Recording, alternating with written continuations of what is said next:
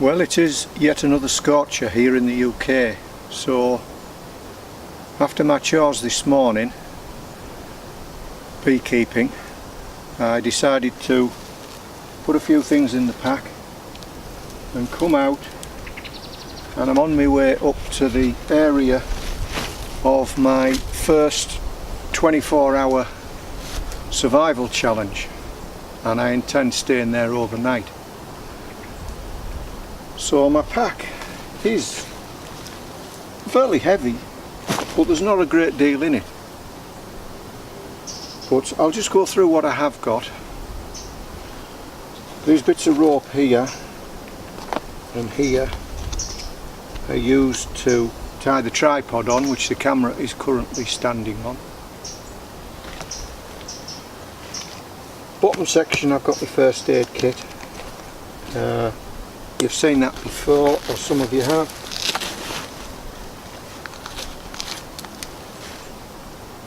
Scissors, CMT shears. And then the first aid kit itself, which is a personal first aid kit, but it does provide quite a lot of personal assistance. For great trauma, I've got the emergency bandage, some gloves, some tape, zinc oxide tape, and then under the gloves is a mylar, one of those silver blankets. In this section I've got personal hygiene, soap, toothbrush and toothpaste, and then I've got hand wipes, which you can use for washing in the field. These are non-alcohol, so they're not going to help you start a fire, but I've got some alcohol hand wipes in there which will help you start a fire. Some saline solution if you get something in your eye, a little bandage, some tape, and a tin there with various items in it. I'll just quickly go through those items. They're all written on this piece of paper here. Salt, matches, aspirin, Piriton, Benadryl, Medi-swabs, that's just the alcohol wipes, steri strips for closing up wounds, super glue for closing up wounds. I've got needle and linen thread in there, just for fixing kit, plasters or band-aids as you call them, a small non-adhesive dressings, some water purification tablets, some safety pins and a condom. Lots of uses for a condom other than the obvious. I'll put these back in.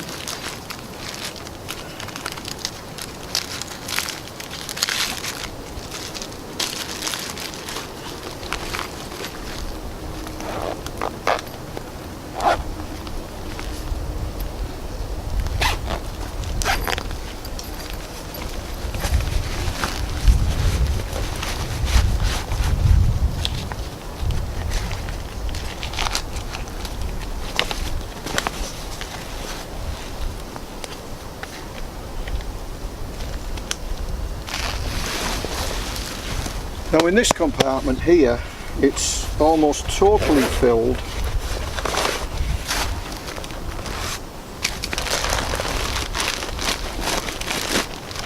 by a blanket. It's not a wool blanket, it's a synthetic blanket.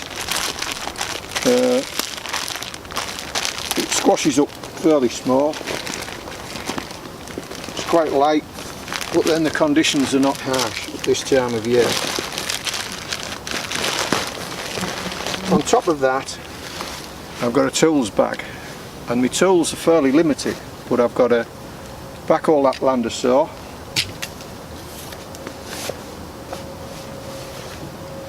a glove,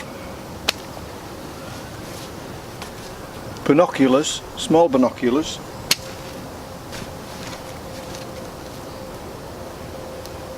a head torch,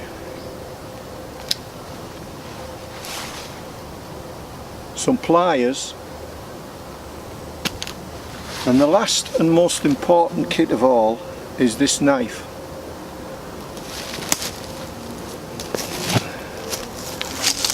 It's made by Manticore Knives, MK.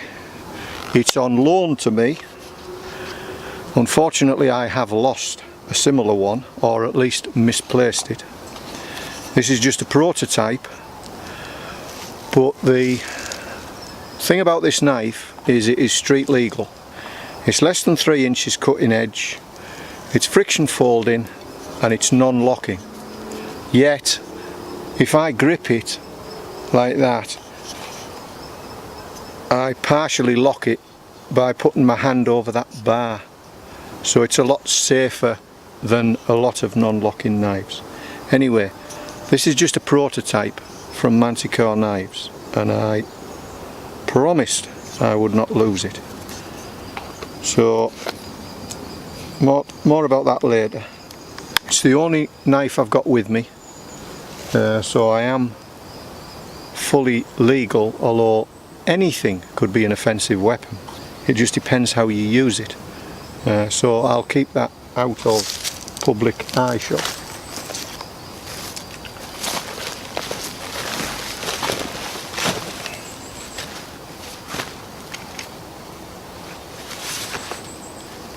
The main thing about being out in the woods is don't lose anything. You put things down, pick them up, put them away.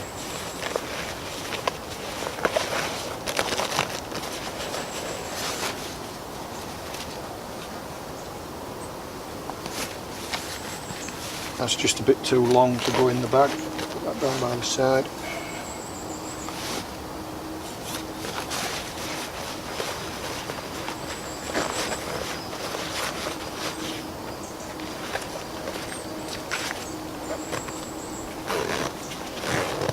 Right, I'll come to that last, but now I'll go into the main pack.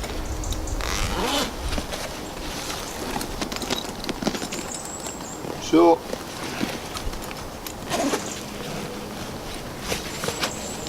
I've got in here, it's a fairly hot day, we've got high pressure, so it's going to be fairly warm for a while. We're not expecting any bad weather, so I've just got a single cotton top on, and I've got a shirt. I've got some food, we'll go into that later. 2 hexamine blocks and some matches. Some drink making materials for both fresh water and tea and coffee. A ground sheet or tarp for any reason necessary.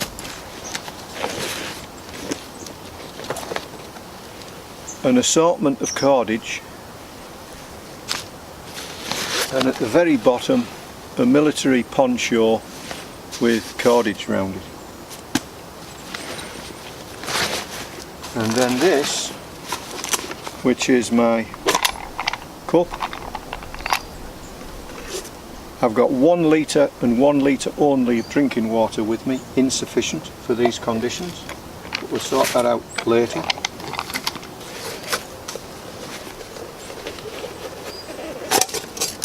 And then basically my cook set, which is, as you know,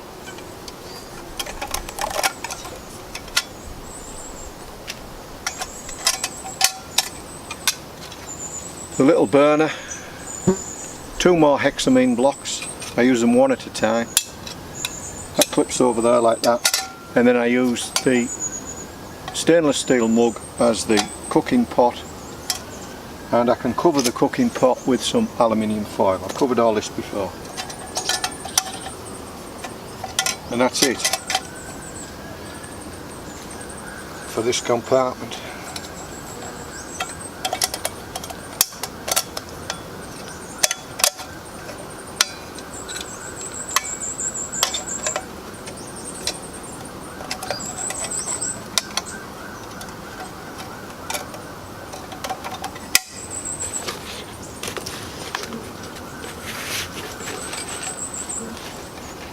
Now then, there is in the top of this compartment, I have got an effervescent drink. What is it called? Viper Active Energy System. It's just a fizzy drink with vitamins and things in it, and 6 water purification tablets, which will come in handy later on.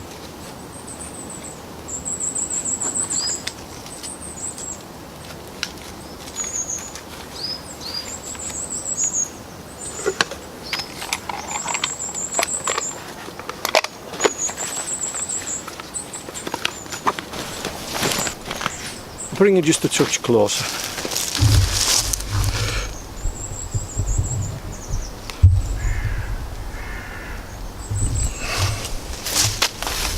Now this compartment is for 2 reasons. I've got my tripod here, and then my camera gear goes in here, all my camera gear. So that's the camera, this your mag, which I use to protect the camera, and spare batteries and SD card. And on the way here I've picked up some items, and what I've picked up is a piece of tubing. That may come in useful, maybe it's not today, but later on it may come in useful. So I'm going to hang on to that. Something I had been keeping my eye out for was another bottle, just to put dirty water in. I don't want to put clean water in my other bottle, so I picked a bottle, had a bit of water in it.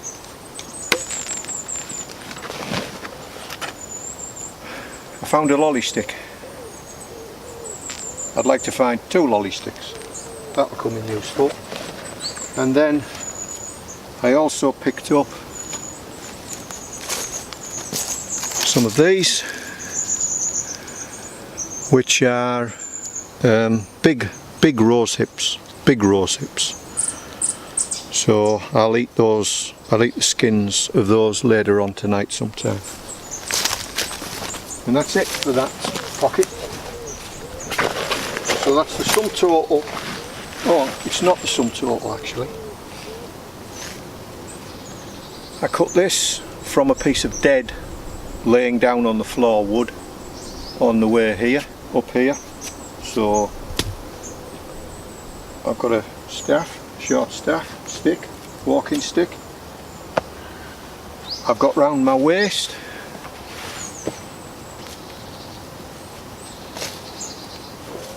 a jacket for later on tonight when it gets a bit cooler.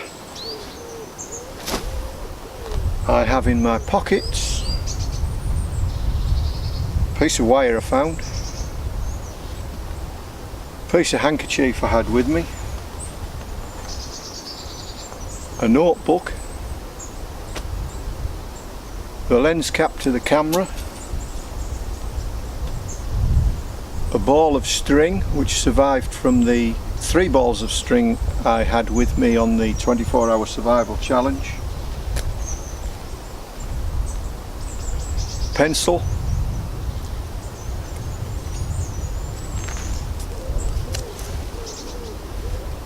a fresh pair of socks. I might put them in my bag actually. And in here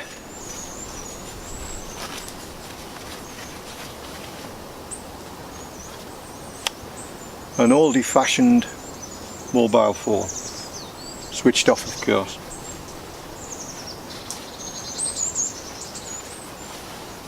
So that's it, that's the apart from the clothing I'm stood up in, which is just this top, thin top, trousers, training shoes, light trousers and a hat to keep off the sun. That's it. So it'll take me quite a while to get up to where I'm going, so I'll just pack away now and make my way slowly up there.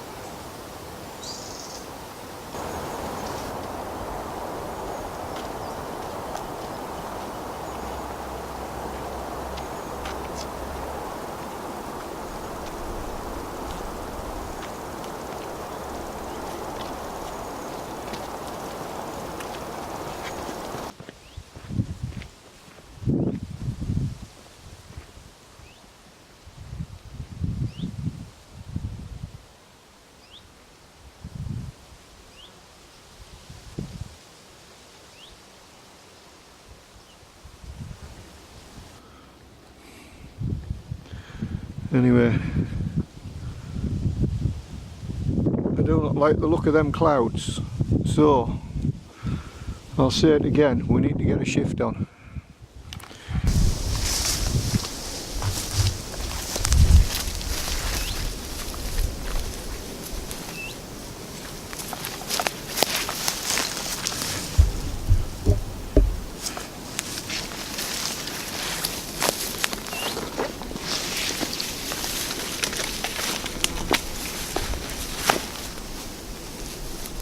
Okay, so this is the shelter I'm building. I'm just going to make a V shape of sticks, cover it with tarpaulin. I've got one ball of string.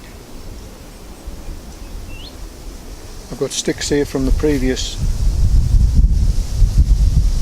24-hour survival challenge.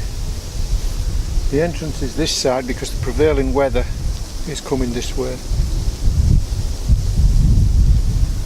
So I'm just going to crack on and do this, then I'll put the tarpaulin that I brought with me, I'll put that over it, put wood against it just to hold it in place, and then I'll think about going and getting some water because I've still got the 1 litre, plenty of daylight fortunately. So anyway, I'll crack on with the shelter.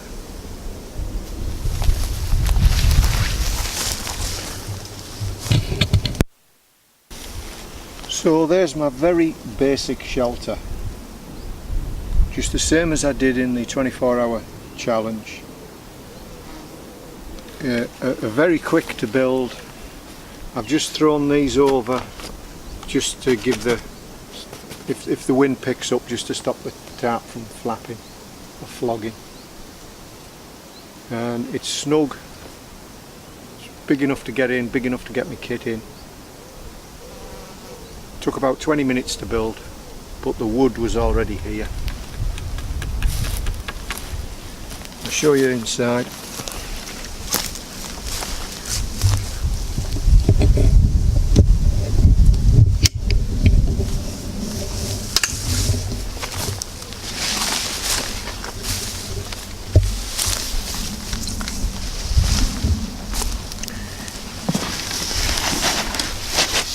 So it's just a V shape inside, that's my blanket down. I've got a tarp on the floor, stop the moisture coming up through, because this is a very damp area, although we've had a lot of dry weather lately.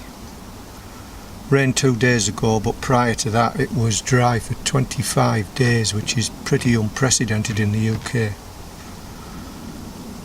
So at least I've got a shelter now I can get into, get out of the rain if it does tank down. Now I'll go and get a source of water. So I'll take my pack with me. So I've come from in there and I'm going across the moor.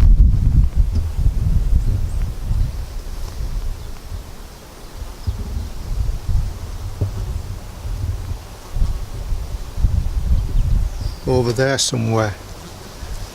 Now this place regularly gets misty, thick fog, so this will be an ideal place for me to come and practice my compass work when there is thick fog, because there are paths skirting the outskirts of the moor and some going through the moor, but if you get lost in the middle of the moor and you can't walk in a straight line, it could be a long time before you find one of those paths. And if you had no sun for reference or compass for reference, you just wouldn't know what direction you were walking in.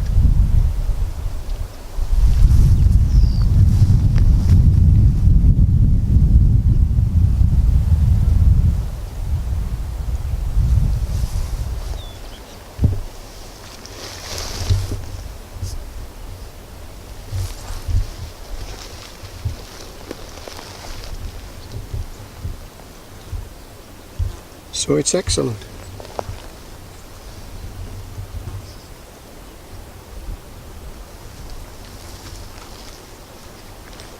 You really have got to start recognising individual features.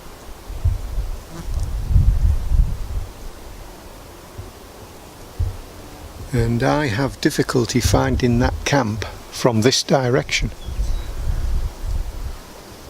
So we'll see how it goes. I may have to do some excess walking to get back again, because once I've lost my near reference points, I have to go and find some more far away reference points.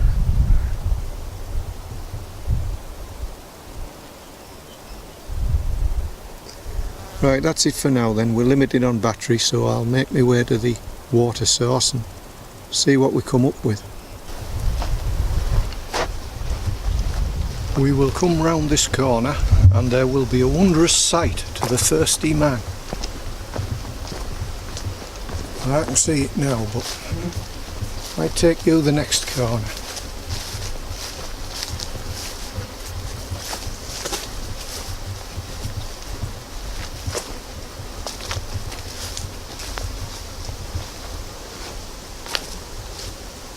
You see that?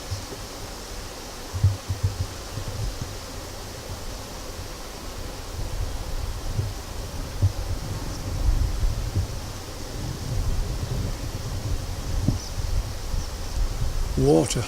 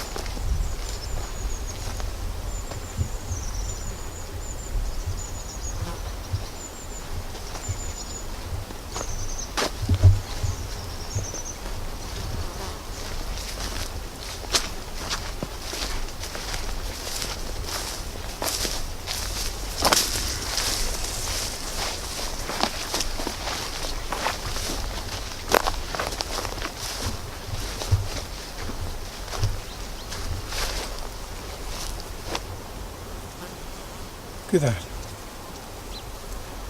You see that?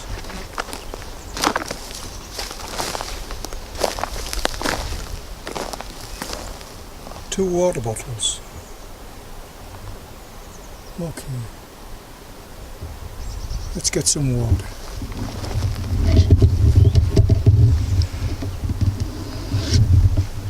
That looks like very sloppy mud down there, so do I just get that muddy water there, or do I walk around and see if there's a better spot?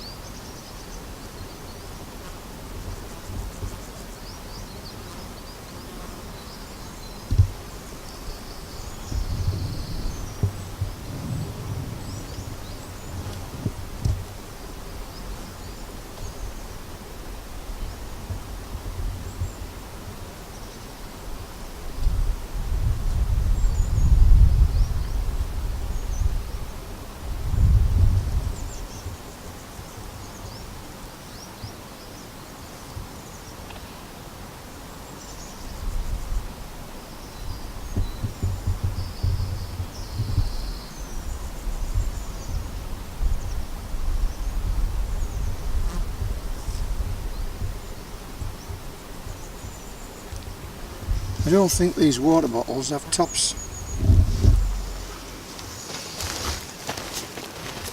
Oh, this one does. It's even got juice in it.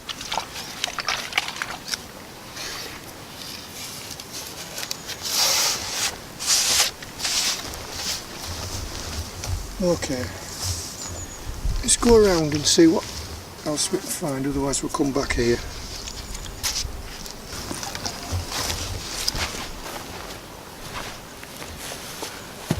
So this one even has juice in it.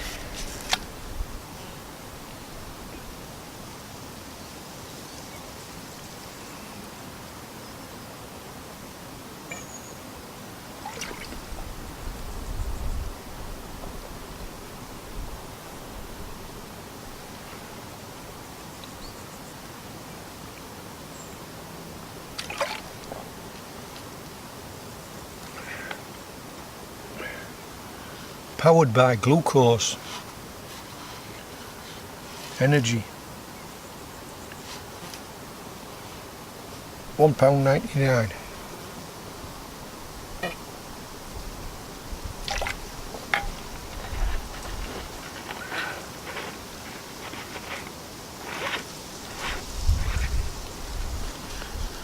Okay, let's go fill it with water now.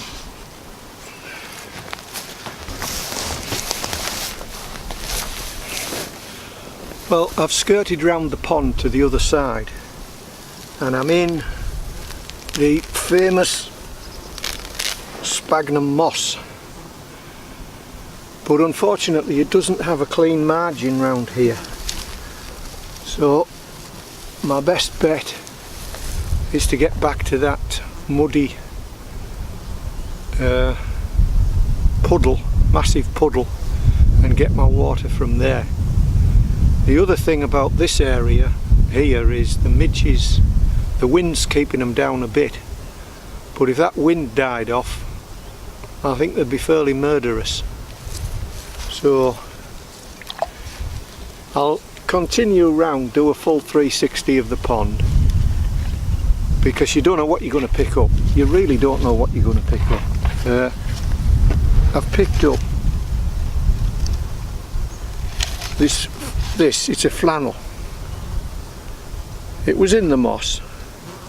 It's damp and it's covered in dead sphagnum moss.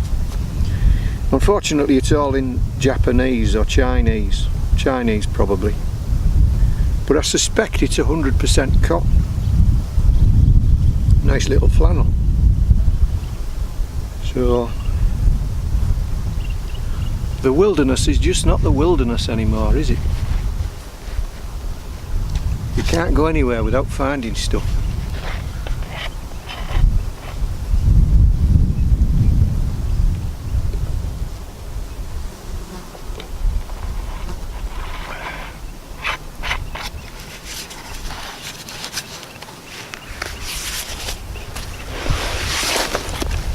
I can see another bottle from here, another plastic bottle.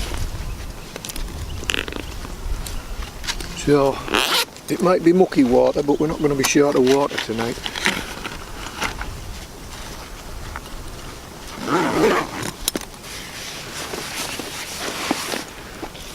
Right then, onwards and roundwards.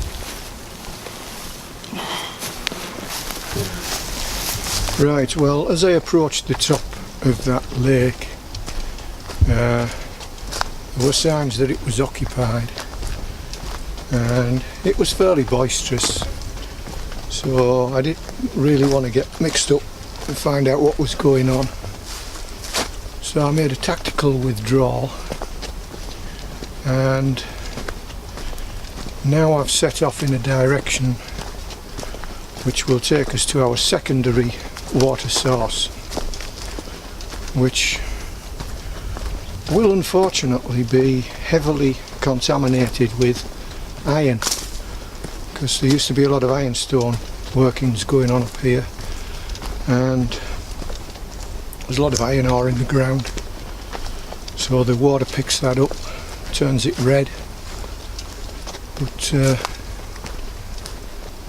I don't see it's going to kill us in the short term, and if we're slightly anemic it won't do us any harm at all. Anyway, based on what I've been finding so far, water's not going to be that big a problem.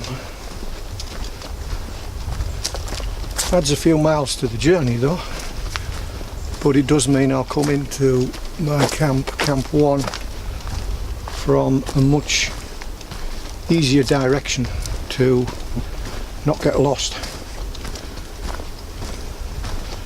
Right, that's it for now. I'll get back to you when we get to our secondary water source.